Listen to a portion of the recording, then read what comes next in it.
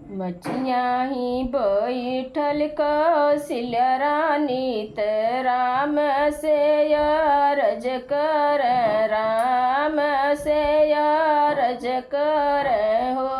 बेटा पिताजी तुहरे स्वर्ग बस गईल, गया में पिंडा परियवत, गया में पिंडा परियवत न हो।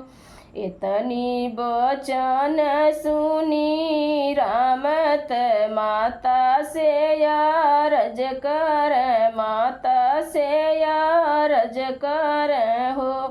माता राम के काज बड़ा भारी, गया जी कैसे जइहें, गया जी कैसे जाइब हो। इतनी बचन सुनी माता त बेटा के समझावत, बेटा के समझावेली हो। बेटा राज समार तुहार मंत्री तयौर गुरु बाबा न हो। बेटा राज समार तुहार मंत्री तयौर गुरु बाबा न हो। बेटा काज समार भरत तू ही गया चली जैत, पिंडा पारी अवतन हो। बेटा काज समार भरत तुअरी, गया चली जैता पिंडा पारी तू ही अइतन हो। राम जी चल गया त अपने आगे आगे पीछे भैया, लक्ष्मण त पीछे भैया लक्ष्मण हो। बहिनी ओकरे पीछे सीता जी चलली त गया में पिंडा परिहत, पित्र लोग आनंद हुई हैं, पित्र लोग आनंद हुई हैं हो। एक बने गईला दूसर बने अवारी, तीसर बने अवारी गया धाम हो।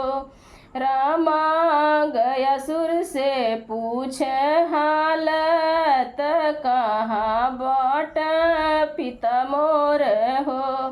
रामा गया सुर से पूछल हालत, कहाँ बाट पिता मोर हो। रामा गया सुर से पूछ पिता बाट हमरे, कहाँ हम पिंडा पारब हो। राजा दशरथ जी अइलत सीता से कहल हो।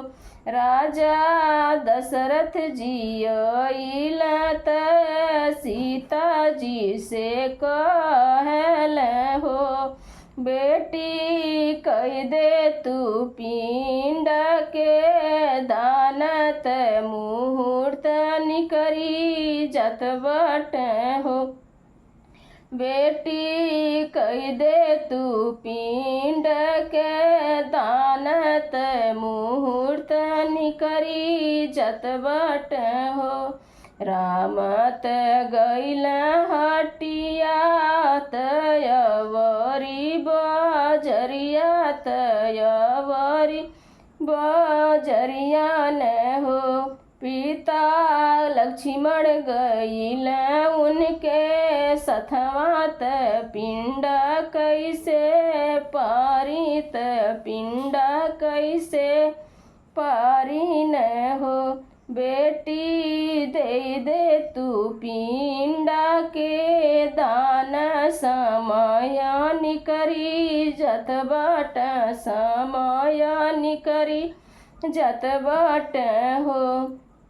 गया से ले ली सीता बालूत पिंडा बनावेली पिंड बनावेली हो। सीता दे दिहली पिंड के धनवात दशरथ स्वर्ग चली गईल दशरथ स्वर्ग चली जाल हो। राम लक्ष्मण जब ही लौटत सीता सब बतावेली सीता सब समझावेली हो। पूछल राम गैया से गैया नहीं बोले ले हो।